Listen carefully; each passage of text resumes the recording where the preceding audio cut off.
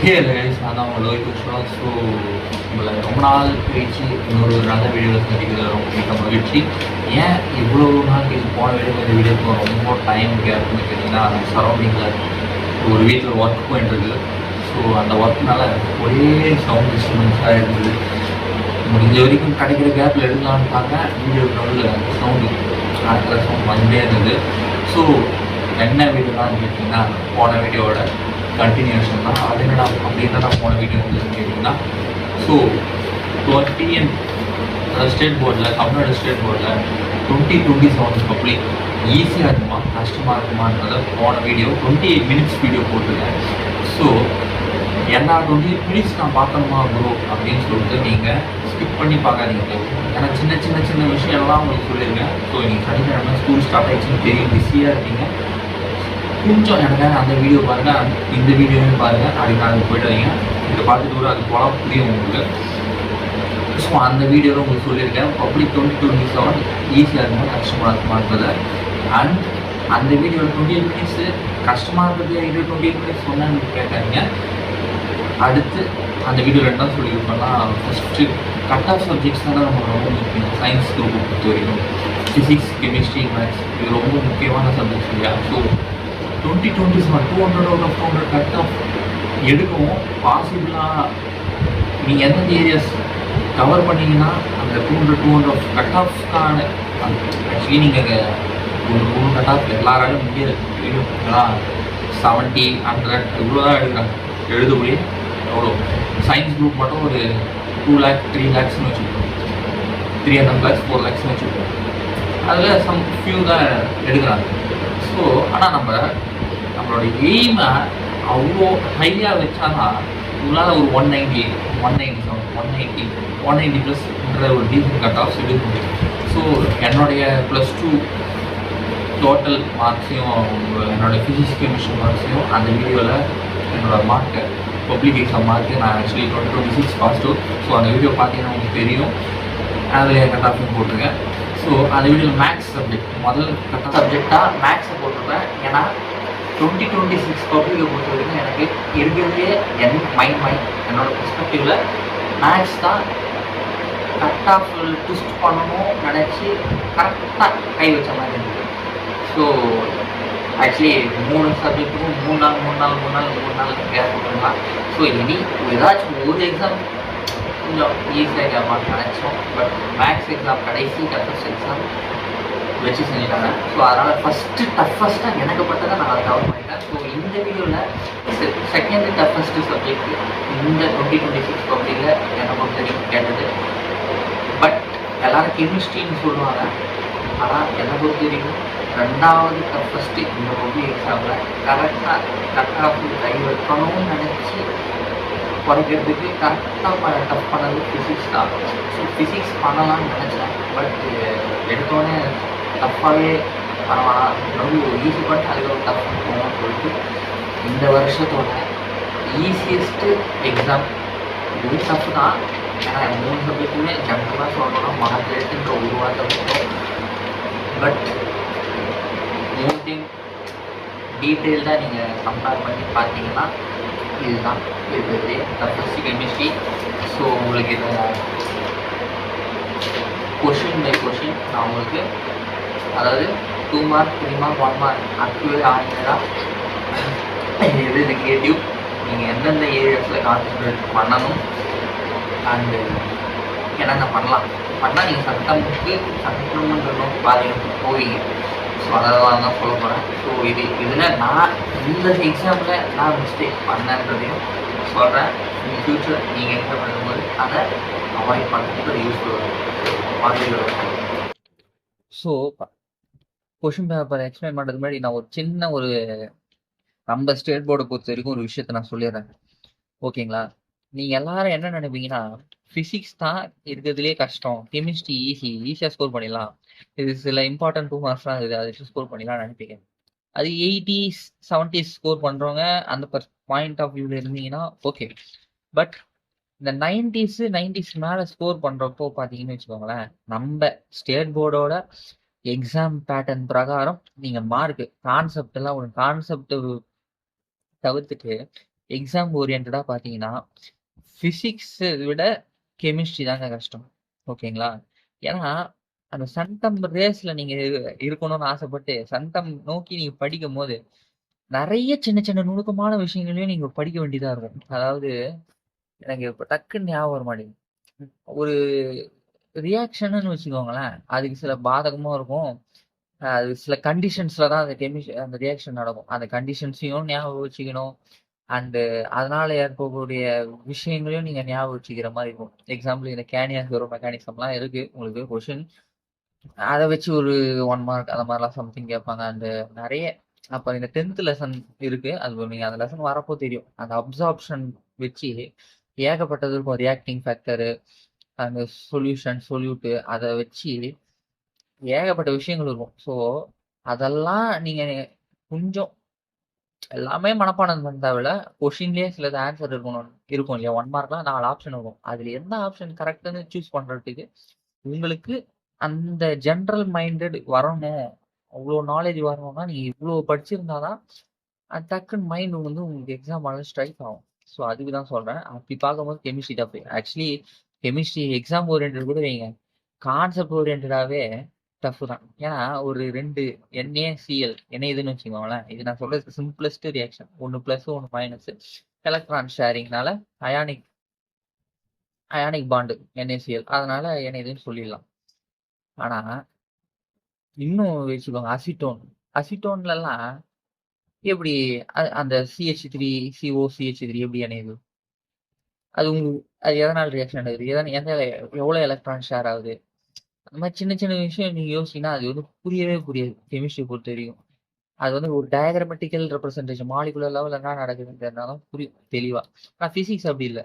எல்லாமே இந்த வெளிப்புற உலகத்துல நடக்கிறது. அதனால நீங்க வந்து ஒரு லைவ் எக்ஸாம்பிள் ஞாபகம் வச்சு கூட ஈஸியா புரிஞ்சுக்கலாம். பிசிக்ஸ்ல பல கான்செப்ட். அதனால நீங்க பிசிக்ஸ் பத்திலாம் படிச்சாலும் கெமிஸ்ட்ரி தான் கஷ்டம். ஸோ அது வாங்க வீடியோவில் போயிடலாம். ஃபர்ஸ்ட் கொஸ்டின் இது book back. Second question book back. Third question created. இதுதான் வந்து உங்களுக்கு எத்தனாவது லெசன் கேட்டீங்கன்னா சோடியம் ஃபார்மேட்டா 8th லெசனுங்க இந்த கொஸ்டின். ஆக்சுவலி இந்த பேஜ்ல வந்து கொடுத்துருக்கக்கூடிய விஷயங்கள் வந்து இந்த ஆசிட் போட்டு இந்த ஃபார்முலாஸ் இதெல்லாம் ஃபார்முலா சம்ல யூஸ் ஆகும். கொடுக்கலன்னு சொல்லியிருந்தாங்க. அதை லெட்டர் இமெயில் ரைஸ் பண்ணியிருந்தாங்க. இதுக்கு நீங்க வந்து கிரேஸ் மார்க்ன்ற ஒன்று தரணும், கிரேஸ் மார்க் தரணும், இதை அட்டன் பண்ணிக்கலாம் மார்க். பட் சம்திங் கவர்மெண்ட் வந்து நீங்க இதை புரிஞ்சு அட்டன் பண்ணிடுவோம்னு சொன்னாங்க. பட் இது கிரியேட்டட் 8th லெசன்ல இருக்கக்கூடியது உள்ள. அண்ட் இது புக் பேக், இது புக் பேக், இது கிரியேட்டட், இது விக்டர் மேயர் டெஸ்ட். அந்த 5 மார்க் கொஸ்டின் நாலேஜ் இருந்ததுன்னா நீங்க இது ஈஸியாக அட்டன் பண்ணிடலாம். இது கிரியேட்டட் தான், அந்த நாலேஜ் தான் அட்டன் பண்ணிடலாம். அண்ட் இது புக் பேக், இது புக் பேக், இது புக் பேக். அண்ட் இது கிரியேட்டட், இது கிரியேட்டட். இது கொஞ்சம் ஜென்ரலா திங்க் பண்ணீங்கன்னா எது இன்கரெக்ட் சொல்லிடலாம். ஏதோ போட்டேன், ஆக்சுவலி கரெக்டாக தான் போட்டேன். எதுவும் ஞாபகம் இல்லை. நீங்கள் கூகுள் ஏஐயில் போட்டு செக் பண்ணிக்கோங்க. அண்ட் இது பேக், இது புக் பேக். அண்டு இது புக் பேக், இது புக் பேக், இது புக் பேக். இது ஆக்சுவலி இதெல்லாம் 10th லெசன். அண்ட் இதெல்லாம் அந்த ஃபர்ஸ்ட் செகண்ட் பீரியட் 4th அந்த லெசன் இன்ஆர்கானிக் கெமிஸ்ட்ரி லெசன்ஸ் இதெல்லாம். சரி வாங்க முக்கியமான பார்ட்டு போயிடலாம். ஆக்சுவலி உங்களுக்கு 1 மார்க்ல எத்தனை கிரியேட்டர் கேட்டுக்கிறான்னு பார்த்தீங்கன்னா 3 கிரியேட்டர். எனக்கு 1 மார்க்ல நான் எவ்வளோ தப்பு பண்ணேன்னா ஒரே ஒரு 1 மார்க் தான் தப்பு பண்ணேன். எந்த 1 மார்க்னு கேட்டிங்கன்னா இது. இதுக்கு ஆன்சர் சி நினைக்கிறேன். நான் டின்னு போட்ட மாதிரி ஞாபகம். இல்லை டி இல்லைன்னா சி. நீங்கள் எது செக் பண்ணிக்கோங்க. And part 2. ஸோ இது வந்து புக் பேக் கிடையாது. ஓகேங்களா? இது வந்து ஃபர்ஸ்ட் லெசனில் இருக்கக்கூடிய கொஷின் தான். What is calcination? So roasting, calcination 2 question இருக்கும். ஒரு இயரில் ரோஸ்டிங் கேட்டான், ஒரு இயரில் கால்சினேஷன் கேட்டிருக்கான். அதாவது இந்த இயரில் தான் கால்சினேஷன் ஃபர்ஸ்ட் டைம் கேட்குறான். ஸோ புக் பேக்கில் நீங்கள் சில கொஸ்டின்ஸ் இம்பார்ட்டண்ட்டாக படிக்க வேண்டியதாக இருக்கும். அந்த மாதிரி இம்பார்ட்டன்ட் கொஸ்டின்ஸில் இதுவும் ஒன்று கேட்டிருந்தா நான் எழுதினேன். டிக் போட்டிருக்கிறது தெரியும்னு நினைக்கிறேன் உங்களுக்கு கேமராவில். டிக் போட்டிருக்கிறதுலாம் நான் அட்டன் பண்ணது வச்சுக்கோ, அட்டன் பண்ணது அர்த்தம். ஸோ உங்களுக்கு தனியாக சொல்லணும்னு அவசியம் இல்லைன்னு நினைக்கிறேன். ஸோ இந்த கொஸ்டின் வந்து mention the type of hybridization. And இந்த மென்ஷன் டைப் ஆஃப் ஹைபிரிடைசேஷன் வந்து ஒரு இயர்ல 2020ல கேட்ட கொஸ்டின் நினைக்கிறேன். ஒரு சில கைட்ல பப்ளிக் இயர் கொஸ்டின்ஸ்னு கொடுத்து தனியா கொடுப்பாங்க பின்னாடி. அதெல்லாம் நீங்க கூட படிச்சு இருக்கணும். அதாவது முதல்ல நீங்க ஒரு ஆஃப் இயர்லி கிட்ட வரீங்கன்னு வச்சுக்கோங்களேன். பப்ளிக் இயர்ல கேட்ட எல்லா கொஸ்டின்ஸும் தரவா இருக்கீங்களான்னு பார்க்கணும். அது போக இருக்கிற கொஸ்டின்ஸ் நம்ம எந்த அளவுக்கு தரவா இருக்கணும்னா அந்த செக்லிஸ்ட் மாதிரி ரெடி பண்ணி நீங்க படிக்க வேண்டியதா இருக்கும். நான் ஆக்சுவலி இது பார்த்தேன், ஸோ எனக்கு ஈஸியாக இருந்தது, அட்டன் பண்ணிட்டேன். ஒரு இதுக்கு ஒன்று SP3D நினைக்கிறேன், இது SP3D2 நினைக்கிறேன். அண்ட் இந்த கொஸ்டின் டபுள் சால்ட் அண்ட் போனேஸ் புக் பேக்கு. இது வந்து 7th லெசன் பேசிக்கா அந்த லெசனோட ஸ்டார்டிங் நல்லா படிச்சிருந்தீங்கன்னா அட்டன் பண்ணிடலாம். இது ஈஸி. அண்ட் இது 10th லெசனு புக் பேக்கா புக்கிங்கான்னு தெரில. அண்ட் செக் எனக்கு ஞாபகம் இல்லை புக் பேக்கா புக்கினா. இதான் ஆக்சுவலி 10th லெசன், ஞாபகம் வச்சுக்கோங்க. இது 11th லெசனில் இது ஆக்சுவலி உங்களுக்கு 12th பொறுத்த வரைக்கும் நேமிங் ரியாக்ஷன்ஸ் இருக்கும். ஓகேங்களா? நேமிங் ரியாக்ஷன்ஸும் இருக்கும். இல்லை நார்மலாக இந்த கேட்டலிஸ்ட் வச்சு என்ன எப்படி ரியாக்ஷன் நடக்கும் அப்படின்னும் ரியாக்ஷன்ஸ் உங்களுக்கு 11, 12, 13 3 லெசன்லையும் கொடுத்துருப்பாங்க. ஸோ அதெல்லாம் உங்களுக்கு நேமிங்னா நேம் கொடுத்தும் கேட்க மாட்டான். அதே சமயத்தில் அந்த மாதிரி ரியாக்ஷன், அதாவது நார்மல் இந்த கேட்டலிஸ்ட் வச்சு ரியாக்ஷன் நடக்கும் இல்லையா, அப்படின்னு அப்படின்னு புக்கில் கொடுப்பாங்க. ஸோ இந்த டெம்பரேச்சரு, ரிடக்ஷனு, ஆக்சிடேஷன் ரியாக்ஷன்னு இருக்கும். அதெல்லாம் வந்து உங்களுக்கு ஆக்சிடேஷன் ரியாக்ஷன் அப்படி அந்த மாதிரி நேம் வச்சு எதுவுமே கேட்க மாட்டாங்க பப்ளிக்கை பொறுத்த வரைக்கும். உங்களுக்கு அந்த நீங்கள் அதான் புக்கில் ஒரு நேமிங் ரியாக்ஷனை படிக்கிறப்போ அதோட ரியாக்டன்ட் என்ன, கேட்டலிஸ்ட் என்ன, ப்ராடக்ட் என்னன்னு எல்லாத்தையும் சேர்த்து படிக்கிற மாதிரி ப்ராக்டிஸ் பண்ணிக்கோங்க. ஏன்னா ரியாக்டன்ட்டை கொடுத்துட்டு ப்ராடக்ட் எப்படி வரும் அந்த ரியாக்ஷன் எழுதுங்கன்றுவான். பாரு, how you convert phenol to ஃபினால்த்திலே ஆக்சுவலி கப்ளிங் ரியாக்ஷன் பார்த்தீங்கன்னா தெரியும். இது 11th லெசன் தான், 11th இல்லை 12th லெசன் நினைக்கிறேன். இதுவும் ஈஸி தான். 2 மார்க்கு 2 எழுதுனா போதும். இது 15th லெசன், இதுவும் புக் பேக் தான். அண்ட் இது 8th லெசன் புக் பேக்கில் இருக்கக்கூடிய சம். கெமிஸ்ட்ரியை பொறுத்த வரைக்கும் நீங்கள் ரொம்ப உஷாராக இருக்கணும். கெமிஸ்ட்ரி ஏன் எக்ஸாம் ஓரியன்ட் படி பார்த்தா ஃபிசிக்ஸை விட கெமிஸ்ட்ரி ரொம்ப கஷ்டம். ஓகேங்களா? ஃபிசிக்ஸ் ரொம்ப ஈஸின்னு தான் நான் சொல்லியிருந்தேன். கெமிஸ்ட்ரி ரொம்ப கஷ்டம். ஏன்னு சொன்னான்னு உங்களுக்கு தெரியும். எக்ஸாம் பேட்டர்ன் பிரகாரம் நீங்கள் இன்ஆர்கானிக் கெமிஸ்ட்ரியில் இருக்கக்கூடிய எல்லா ரியாக்ஷனும் ஞாபகம் வச்சுக்கணும். எல்லாமே இல்லை, கொஞ்சம் மைண்டை திங்க் பண்ணிங்கனாலே எது கேட்க இந்த வருஷம் பப்ளிக்கில் கேட்க வாய்ப்பு இருக்குது அண்ட் ப்ரீவியஸ் இயரோட கம்பேர் பண்ணிங்கனாலே நீங்கள் கண்டுபிடிச்சிடலாம். ஆனால் ஆக்சுவலி அது கண்டுபிடிச்சிங்கன்னா கூட ஒரு 60க்கு தான் ஆக்சுவலி 40வது பட்சம் ஆகும். ஓகேங்களா? ரொம்ப 4 படிச்சுட்டு போயிடலாமா? வாய்ப்பே இல்லை ராசா. அது படிச்சு தான் ஆகணும். இன்ஆர்கானிக். அடுத்து ஃபிசிக்கல் கெமிஸ்ட்ரி தான் இந்த கொஸ்டின்ஸ். ஓகேங்களா? ஃபிசிக்கல் கெமிஸ்ட்ரியில் பிஹெச் வேல்யூ கண்டுபிடிக்கிறது. இது சம்ஸு 7, 8, 9 இந்த 3 லெசன்லாம் கொடுத்துருப்பான். நீங்கள் சம்ம சால்வ் பண்ண முடியலனாலும் அதோட ஃபார்முலாஸ் தெரிஞ்சு வச்சுருக்கோம். ஃபார்முலா எழுதி வச்சிங்கன்னா 1 மார்க் கொடுப்பான். ஆன்சரோட ஞாபகம் வச்சுருந்தீங்கன்னா 2 மார்க். இல்லை ஸ்டெப்ஸுக்கு 1 மார்க். ஸோ இதெல்லாம் நீங்கள் எண்ணி. அப்புறம் ஆர்கானிக் கெமிஸ்ட்ரி ஏன் படிக்கணும்னு சொல்கிறேன் பார்த்தீங்களா? ஆர்கானிக் கெமிஸ்ட்ரி 3 மார்க் கம்பல்சரியில் கேட்டுருவான். ஓகேங்களா? இது நான் வரேன். ஆர்கானிக் கெமிஸ்ட்ரி, அதனால இந்த 3 ஏரியாஸ்லயும் நீங்க உஷாரா இருந்தா தான் கம்பல்சரி அட்டன் பண்ண முடியும். ஏன் உங்களுக்கு பிசிக்ஸோட கெமிஸ்ட்ரி எக்ஸாம் ஓரியன்டா கஷ்டம்னு சொன்னா தெரியுமா? கான்செப்ட் ஓரியன்டும் கஷ்டம் தான். ஏன் சொன்னா உங்களுக்கு புரிஞ்சுது. அப்படி இல்லையா, ஆர்கானிக் கெமிஸ்ட்ரியை கடைசி 5 மார்க்ல கேட்பான். ஃபர்ஸ்ட் மிட்டம்ல நீங்க ஃபர்ஸ்ட் மிட்டம் இல்லைன்னா குவார்டர்லியில உங்களுக்கு தெரிஞ்சிடும். கொஸ்டின் பேட்டர்ன் பார்த்த உடனே என்னடா அது இப்படி கேட்கறான்னு. ஓகேங்களா? கடைசி 5 மார்க்ல கேட்பான். ஆர்கானிக் தான் கேட்டிருக்கான், அவன் டைரக்டா ஆர்கானிக் 5 மார்க் கேட்டதுனால பிரச்சனை இல்லை. ஆனால் அதுக்கு முன்னாடி 4th 5 மார்க்ல கேட்டான் இந்த வருஷம். அது வரேன் நாங்கள். ஸோ உங்களுக்கு compulsory 8th lesson book back question. So question actually இது நான் பப்ளிக் எக்ஸாம் அப்போ இந்த கொஷின்லாம் படிக்க ட்ரை பண்ணேன். பப்ளிக் எக்ஸாம்ல கேட்க வாய்ப்பு இருக்குன்னு ஃபர்ஸ்ட் லெசன் தான் இது. பட் பப்ளிக் எக்ஸாம்ல எனக்கு ஞாபகம் இல்லை. ஏன்னா எப்பவுமே நியூ கொஷின்ஸ்லாம் பப்ளிக் எக்ஸாம் கிட்ட படிக்கக்கூடாது. அந்த மாதிரி தான் பண்ண ஒரு புஸ்தகம். நீங்கள் யாரும் பண்ணிடாதீங்க. ஆக்சுவலி நான் எழுதலை, ஆனால் இது வந்து புக் பேக்கில் நீங்கள் இதெல்லாம் கேட்க மாட்டான்னு தவிர்ப்பீங்க. ஆனால் அவன் அந்த வருஷம் பப்ளிக் இதான் கேட்பான். ஸோ அந்த மாதிரி ஒரு கொஷின் ஃபர்ஸ்ட் லெசனு. இது செகண்டா தேர்டான்னு தெரில. அதே மாதிரி ஒரு கொஷின் தான். நீங்கள் இதெல்லாம் கேட்பானா ஸ்கிப் பண்ணுவீங்க. ரொம்ப இம்பார்ட்டண்டான கொஸ்டின். ஈஸி தான். ஆனா கான்ஃபிடென்ட்டா இருக்கணும் இதுல ஆன்சர்ல. இருந்தீங்கன்னா ஈஸி. இது காம்ப்ளெக்ஸ் காம்பவுண்ட் லெசன்ல தரவா இருந்தீங்கன்னா இந்த கொஸ்டின்லாம் ஒண்ணுமே இல்ல. இதுல ஒண்ணு அயனைசேஷன் ஐசோமர், கோஆர்டினேஷன் ஐசோமர், அதுக்கப்புறம் காம்ப்ளெக்ஸ் காம்பவுண்ட்னு நினைக்கிறேன். தெரியல, சரியா அது ஞாபகம் இல்லை. ஸோ அது அந்த இது கோஆர்டினேஷன் காம்பவுண்ட்ல தரவா இருந்தீங்கன்னா இதை அட்டன் பண்ணிடலாம். அப்புறம் இது வந்து 5 மார்க் கொஸ்டின், 3 மார்க்ல கேட்கலாம். இது இது இது வந்து புக்கு எக்ஸாம்பிள். இது ஆக்சுவலி ஒரு வருஷம் பப்ளிக்ல கேட்ட கொஸ்டின் 3 மார்க்ல கேட்டிருக்கான்.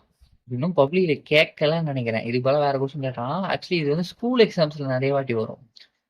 அந்த கொஸ்டின் இது நான் அட்டன் பண்ணிருக்கேன் பாருங்க. ஸோ இந்த வருஷம் பப்ளிக்ல வச்சது தான் இது. லிஸ்ட் 23 கிராட்டிஸ் ஆஃப் லிஸ்ட். இது புக் பேக் கிடையாது. 10th லெசன்ல புக்கின்னு படிச்சிருந்தீங்கன்னா ஈஸியாக எழுதலாம். இது 15th 14th லெசன் நினைக்கிறேன். இதுவும் ஈஸி தான். இதுல ஹெச்ஓ இல்லை ஏ போட்டாங்கன்னு ஒரு பிரச்சனை வந்துச்சு. பட் இது ஈஸி தான். அண்ட் டெரிலின் இதெல்லாம் வந்து 15th லெசன் கொஸ்டின்.